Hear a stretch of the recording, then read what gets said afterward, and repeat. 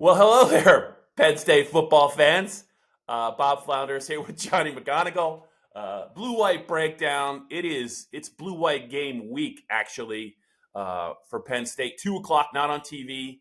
We're going to have a couple more podcasts later this week. We'll probably get a little bit closer to talking about what to expect Saturday at Beaver Stadium. But Johnny, we also got the NFL draft, and we're going to talk some spring storylines. Penn State should have two guys go in the first round. One guy looks like he's going to go in the top 5, but we also want to get to some spring storylines. So let's just get it started with where you want to go first. I know you're a big draft guy. We've both had a chance to watch Abdul Carter and Tyler Warren kind of really grow and mature into just dominant players. They're not the only ones that are going to get drafted. Kevin Winston, Jaylen Reid, Kobe King, also safeties and a linebacker. Kobe, a linebacker. Jalen Kimber, I think the corner has a shot. I don't know if it's going to be a particularly deep draft class, but those guys should all land with NFL teams, and they all have shots to have really solid, and in the case of Abdul and Tyler, exceptional careers. So that's going to be exciting. Do you want to start with the draft, or do you want to start with maybe some of the spring storylines that have emerged as we're less than a week out from the blue-white game? Let's start with the draft, and let's get into that, and then we can wrap with some spring stuff. And I know me and Max will be on later this week previewing the blue-white game. After I know you guys will talk to James Franklin and some coaches and players up in State College on Wednesday night. A change this week from Tuesday to Wednesday, so have a better idea of maybe what the spring game will actually look like by then. But yeah, let's start with the draft because, I mean, it's going to be a big Thursday night for Penn State. As you mentioned, Abdul Carter is projected to go in the top 4. Would be surprised if he landed outside of those 4 teams that are picking 1 through 4. You got the Titans at 1, Browns at 2, the New York Giants at 3, and the New England Patriots at 4. And then you got Tyler Warren, who's also going to go in the first round. And it seems like, I mean, you look at Daniel Jeremiah, Dane Brugler, like a lot of these NFL draft guys have them within their top 5 to 7 overall prospects. Now, whether or not he actually lands that high, we're going to find out Thursday night. So I'm really intrigued by what Thursday's going to bring for 2 of the best players we've seen at Penn State in quite some time. Yeah. And Abdul, my hope with Abdul is, we really haven't seen him. The last time we saw Abdul 100% healthy was was against Boise State, right, in the Fiesta Bowl. He got hurt in that game. Looked like it was a shoulder injury. I think he's also obviously, it's been reported he's got a foot injury that he's kind of been dealing with, but it looks like it didn't require surgery. But I just wonder if there's any teams that are just a little bit worried maybe about that foot. But I just know that when Abdul Carter was 100% this past season, I don't think they're real. I mean, other than the Heisman Trophy winner, Travis Hunter, I don't think there was a better defensive player in college football than Abdul. What a transformation he made too. Seamless, almost seamless, close to seamless, going from linebacker to defensive end. It didn't take him long to figure it out. I remember we watched him in the West Virginia game, and some Penn State fans were upset because he kept jumping off sides. And I was like, well, I mean, I think eventually this guy's going to settle it in and figure it out. And those things kind of went away, and he just became just a fantastic player, one of the great Penn State defensive players during James Franklin's time. Yeah, I mean, flip on the tip, even when he wasn't at 100%, we saw the impact that he had in the CFP semifinal against Notre Dame, playing with one arm basically, and he was an absolute wrecking ball, like a nightmare to deal with. Notre Dame's offensive line struggled mightily, and he almost willed Penn State to a win. Not just him, obviously, but he had such a phenomenal performance, and it was cool too because obviously everyone's watching the CFP semifinal, and not just Penn State fans and Notre Dame fans, like everyone, college football fans all across the country, NFL fans, and it was cool or interesting at least to go on Twitter and see some of the NFL national analysts and stuff and be like, oh my God, like Abdul Carter's taking over this game. And I'm like, where have you been all season? Because he's been doing this all year long. I mean, he was incredible. And the transformation, Bob, you mentioned, going from off-ball linebacker to a pure pass rusher off the edge. The way that Tom Allen and Penn State's defense used him last year, just kind of floating sometimes, blitzing up the middle, just making everyone stay aware of where he was on the field at all times. And I'm really intrigued to see where he lands and how he's utilized at the next level, because, if he goes to the New York Giants at 3, it's like, yeah, they have Brian Burns and Kayvon Thibodeau already. Like, they don't necessarily have a need at pass rusher, but when you can take a player like Abdul Carter, you absolutely do. Because it's looking like Cam Ward, the quarterback from Miami, is going to go number 1 overall to the Tennessee Titans. The Will Levis experiment not necessarily working out all that great for them. And then Cleveland at 2, there's been a lot of thought, and I feel like it's his best landing spot. Maybe not to be a Super Bowl contender, but to play opposite Myles Garrett. Yeah. You'd be hard pressed to find a better 1-2 punch in the NFL off the edge. But just reading the tea leaves, and by reading the tea leaves, I mean reading Adam Schefter and a lot of these guys who are super plugged in. It seems like they're leaning more towards Travis Hunter at 2. And so if Abdul Carter lands with the Giants, for Penn State fans who are also Eagles fans, it's like a Saquon 2.0 kind of thing. You loved watching him for Penn State, and now you got to go watch him do it to with the Giants. But very, very interested to see where Abdul ultimately lands, and he'll be there in Green Bay as well. Coming out to shake Roger Goodell's hand, hold up the jersey. It's a moment that he's been looking forward to, and it'll be a cool one for Penn State fans to watch. Absolutely. Travis Hunter. I think I called him Travis Hunter. I might have said Travis Henry. I got him confused with the Tennessee running back. Travis Hunter, I think, was the guy. I think I said it right, but if I didn't, I just don't want anyone saying Travis Henry's not going number 2 over, or he's not going to the Browns. I know, I get it. He was a running back. I remember him. I just want to say this about one more thing about Abdul. It's sometimes it's rare when you combine just elite athleticism with motor and work ethic. And I'm not sure, when I think back about Abdul's time at Penn State, his 3 seasons, and I mean this is a compliment, I almost want to remember his motor as much as I want to remember the production, the athleticism, and all of the physical skills that he had. To this, I still think my favorite play from last year, you were at the game with me, it was the Purdue game, and he ran down a slip screen where the guy had 7 on a 3rd down, and the guy looked like he had a 5 or 6 yard head start. This is a wideout, like a 4-4, 4-3 wideout, and Abdul came across the field, and I think he tackled him after 11-yard gain. The game was on CBS, and Gary Danielson just audibly gasped, because that, like you said, a lot of people don't really see what Abdul can do live. It's one thing to kind of watch him maybe on tape. It's one thing to watch him on the highlights. But when you see him move like that in person, it's just at a different level. That, to me, I think was my favorite Abdul play. But he is just really, really, the effort that he played with, really from that first game as a true freshman that was short-lived against Purdue when he got ejected, I think, for targeting.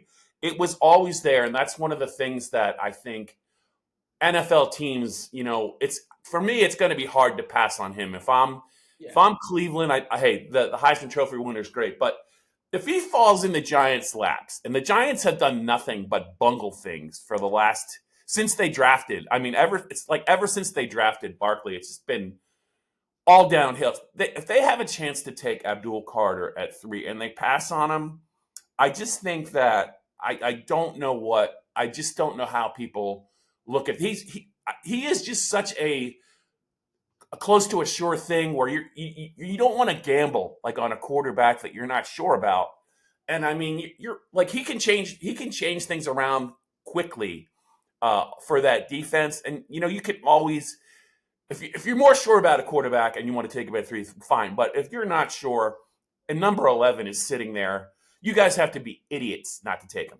Yeah, and I don't know how you could be sure if it's Shadur Sanders that you're looking at 3, really anyone in this quarterback class beyond Cam Ward. I mean, there's even questions about Cam Ward. This is not the strongest quarterback class. And so if you're the New England Patriots sitting there at 4 and you had one of the worst, if not the worst, pass rushes in the league last year, and you've got a good young quarterback in Drake May, and you're making some strides on offense. And I know they have other needs there as well on the offensive line, but like, if Abdul Carter falls you at 4, you're running to the podium. Yeah. If I'm them, I would even consider moving up a little bit. See if the Giants would take it back, because there's going to be other teams wanting to trade up at 3 if Abdul Carter is there. Like the Panthers at 8 have a desperate need at edge rusher, because all these teams see what Abdul is, and he is that sure thing. And it's been cool watching his development. I go back to, you mentioned the Purdue game his freshman year, even that Auburn game. Played really, really well. And, I went and talked to, his old coaches at LaSalle High School outside Philly, during his freshman year. And these guys, were teammates with him a year before, coaching him a year before. And they were just saying, they're not surprised at all by what he was doing early in his career as a freshman, because they had seen it against St. Joe's Prep. They had seen it against a lot of big schools in the Philly and PA area. And now to go back, and I would talk to those same coaches a couple weeks ago, as like a draft kind of preview feature, look back kind of story. And if you guys haven't checked that out yet, go do so. But, the conversation, the same thing that these coaches were telling me when Abdul, was 3-4 weeks into his Penn State career, is the same thing that they're telling me now, is that, again, like, they're not surprised. Like he said, when he left LaSalle to go to Penn State, that his goal was to be the number 1 overall pick. And, he might not be on Thursday night, but you could make the argument that he's the best player in this draft. And, if there was a team that needed edge rusher sitting there number 1, he would be the number 1 overall pick in the 2025 NFL draft. So, kudos for him for making that switch from linebacker to D end, and, putting in all the work and everything, and sometimes letting the athleticism and the instincts take over. But he's a special player, and maybe it's the Giants, maybe it's the Browns, maybe it's the Patriots that are going to enjoy him, for the next however many years. Talking Penn State and the 2025 NFL draft here on the Blue White Breakdown. Bob Flounders and Johnny McGonigal. There are other players we need to talk about too before we get to some spring storylines. Penn State's going to be well represented in the first round. The intrigue, I think, starts, Johnny, on Friday. Penn State's got a couple of safeties, Kevin Winston and Jaylen Reid, that, I think the more likely player to go on Friday would be Kevin Winston, even though he's coming off a significant knee injury that really, I think really one game was the sum of his 2024 season. Jaylen Reid, though, was just a dynamic player on the back end for Penn State, even without Winston there. His season to me was reminiscent a little bit of what Jair Brown did in 2022. Just helped Penn State's defense in just every way possible. He was a force against the run. He was good enough in coverage to intercept some passes. He had some big interceptions, one at Wisconsin for a touchdown, one in the USC win late in regulation to send the game into overtime that Penn State won. But he was just he was a handful on the blitz. I think Kevin Winston, I would be surprised if he is not late second round or third round on Friday. That would surprise me. I'm not really sure about where Jaylen's is gonna find his home. I could probably argue. I would say he belongs maybe in the top 100 players, but people might not feel that way. I just think though, whoever takes him, I think they're going to get more than they realize. He's a guy that is a motivated player, plays hard, much like Abdul, doesn't take any snaps off. He makes mistakes once in a while, but they're aggressive mistakes. I just think his career, he just got better and better and better. And I think he has the physical tools. He ran 4.49, I think, at the combine. He's got the physical tools to continue to develop. And I think he is, in today's NFL, he's a, in the age of extra DB sets, he's a starting player. He's a guy that you can put in the game and not come off the field, and he's going to bring value to the team. I'm just curious where he's going to go, and I don't know how you feel about those two, but also where are you and where do you think Kobe King's home is in terms of what round? He's probably going to be a Saturday player. I think he definitely is a Saturday player. Yeah, I mean, we go from Abdul to then, like, Tyler Warren is going to be, like we mentioned, he's going to be first round, and it's just a matter of where Tyler is going to go, to round out Thursday for Penn State, because He could go number 7 to the Jets. He could go 8 to the Panthers. He could go 10 to the Bears, which I kind of like, providing, Caleb Williams with a sure-handed target like Tyler.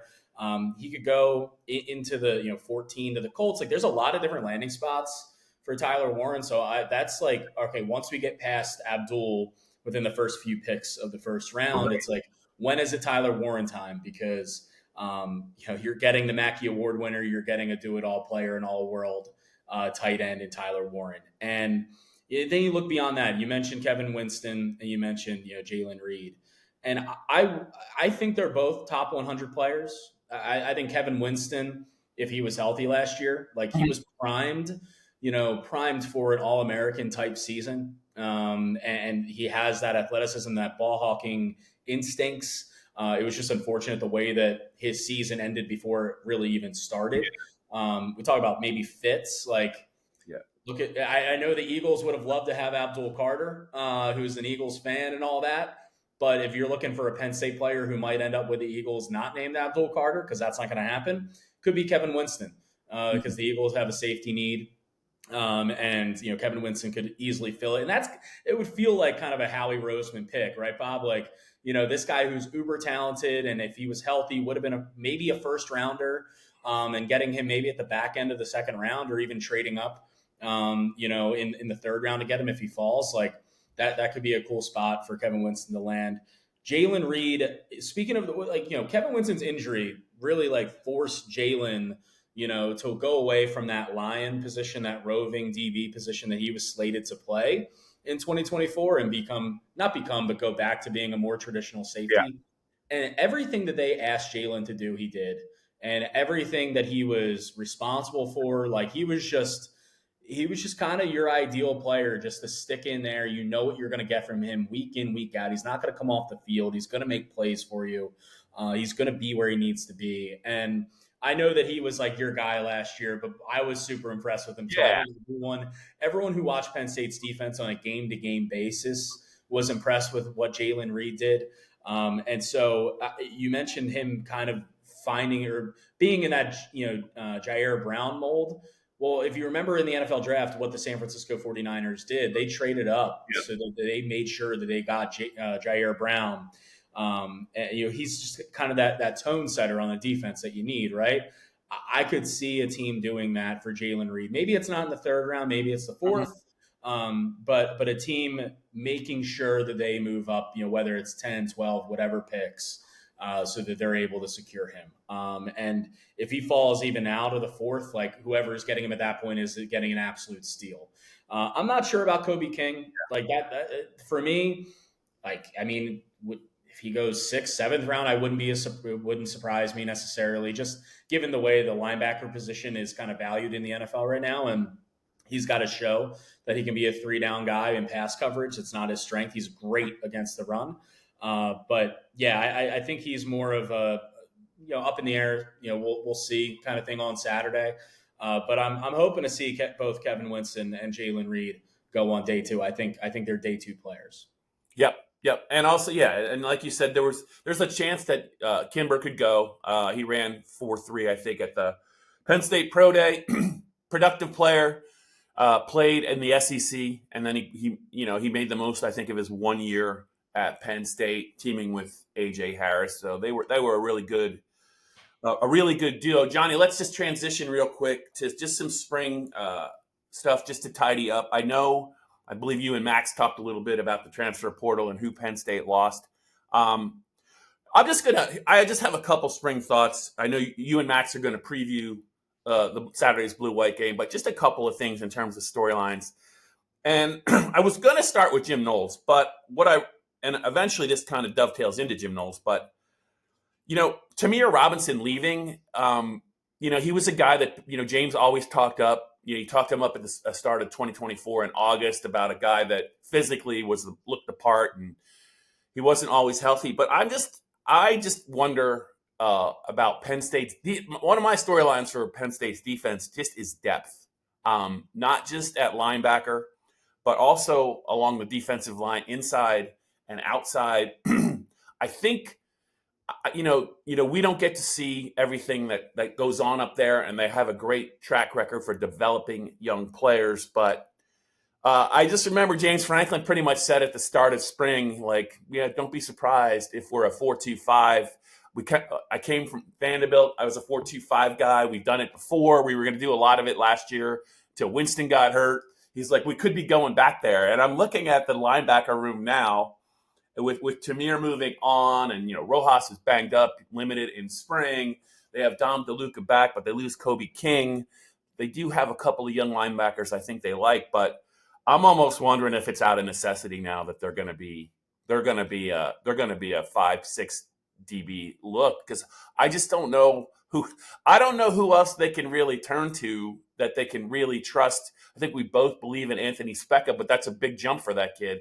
And I guess I wasn't surprised Tamir left, because you can't.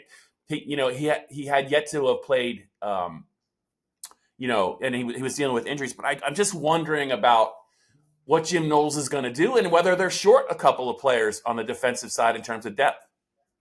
Yeah, and that's both at linebacker, like you mentioned, at linebacker and even up front too. Yeah. But at linebacker specifically, I think you're going to see a lot of 4.25. Yeah. A lot of 4.25. And then you mentioned even like the 6 DB looks, like dime looks, like you're going to see a lot of that, because at linebacker you've got Tony Rojas, who we expect to be fine, for the season, upcoming. He's just banged up and missing spring. Dom DeLuca in there. You got Keon Wiley, who could be a factor. Anthony Specca, of course, in his second season. And then, true freshman Alex Tatch is in there. Like, I think you're going to be seeing a lot of looks, like Zaki Wheatley playing down in the box. You're going to be seeing a lot of that from Jim Knowles. And something that I mentioned on Thursday's show with Max, and when we were talking about this, was, if you have an issue, if you have a depth issue on defense and you need to, mask it up somehow, you'd be hard pressed to find a defensive coordinator you'd rather have than Jim Knowles. So he knows what he's working with. He knows what he's not working with.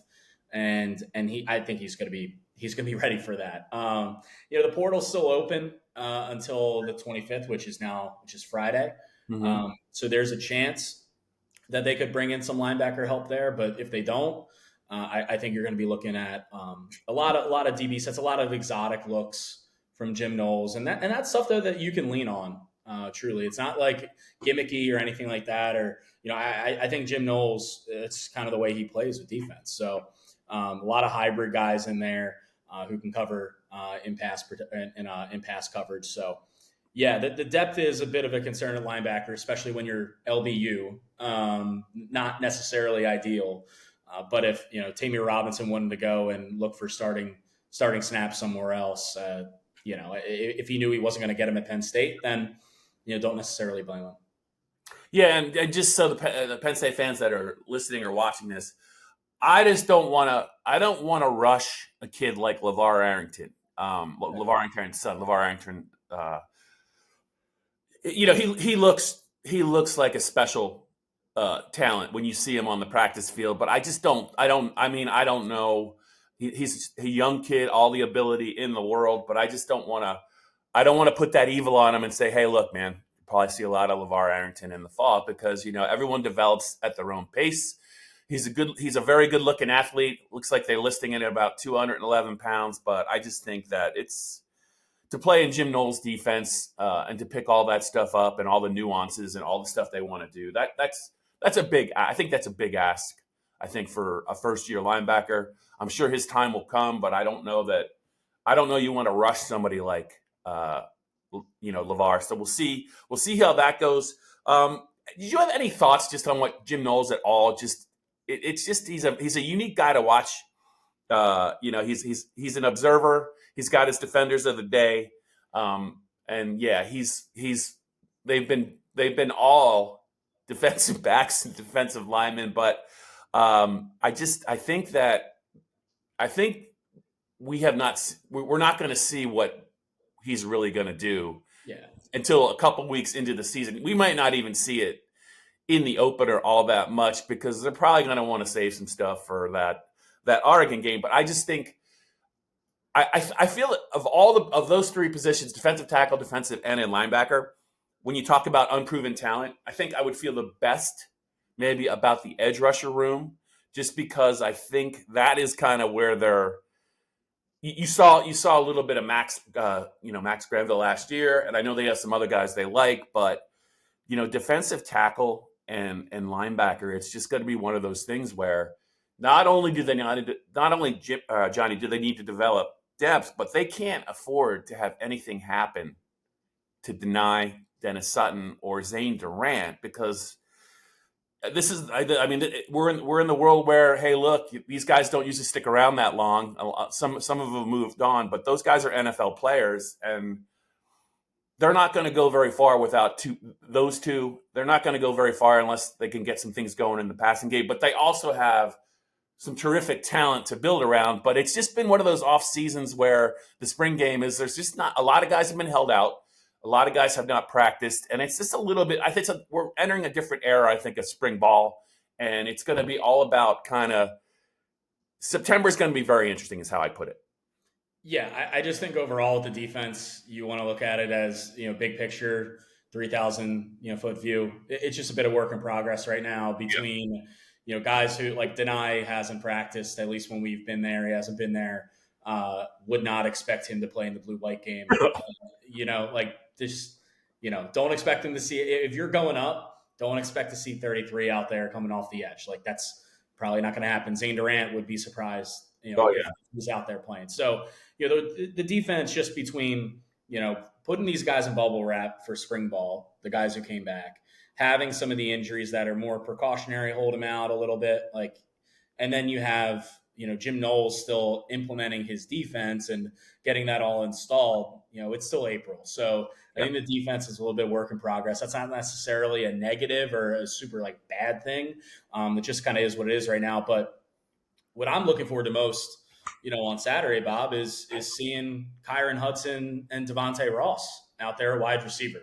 Because I think as we came in to spring ball, that was the biggest storyline. Yeah. I think it is still the biggest storyline for this team. We know, as we're recording this on Monday afternoon at 12:30, we know that there were reports that Syracuse wide receiver Trebor Pena was on campus. The transfer guy was on campus, taking a visit over the weekend. He was Syracuse's leading wide receiver last year, so maybe Penn State's able to close the deal there, bring him in, maybe not. But either way, we know that they're looking in the portal for wide receiver help. And that's not to say anything negative or bad about, what they already have in Devontae Ross and Kyron Hudson, who they got from Troy and USC in the winter portal. But, we've seen little glimpses of them in practice, a couple of one-on-ones here and there. But if we get any kind of extended look, again, not sure what the blue-white game is even going to look like. But looking forward to seeing those guys actually make some catches and go up against some corners in live reps in Beaver Stadium, because that's the position that we all know has been kind of the Achilles heel of this team over the last couple of years. And, they've got to step up. They got to step up, especially if Penn State's going to continue to look in the portal for more help there for Drew Aller. All right, Johnny McGonigal, we're going to wrap up this blue-white breakdown. Hey, it's late April, so that means two things. It means we are on the verge of watching the blue-white game at Beaver Stadium, which is this Saturday, and it's also late April. It's always going to be, right? The NFL draft is only a couple of days away. First round is Thursday. Abdul Carter is going to be in the first round. So's Tyler Warren. I'm curious to see how the safeties, Jaylen Reid and Kevin Winston, where they end up. I hope they go in good spots. Kobe King, where will he find a home? How will that look? What will that look like? So we're going to be pretty busy from about Thursday to about, Sunday, around lunchtime Sunday, I think, at the very least, just with James Franklin's Penn State program and the former Penn State players. I'm looking forward to it as well. Also, there's a one final practice availability on Wednesday, so we'll have some news on that. But yeah, Johnny, it's time for the NFL draft. Just about. It's time for the blue-white season and blue-white game, and then after that, it's just counting down the days until Penn State opens its season. Can't wait.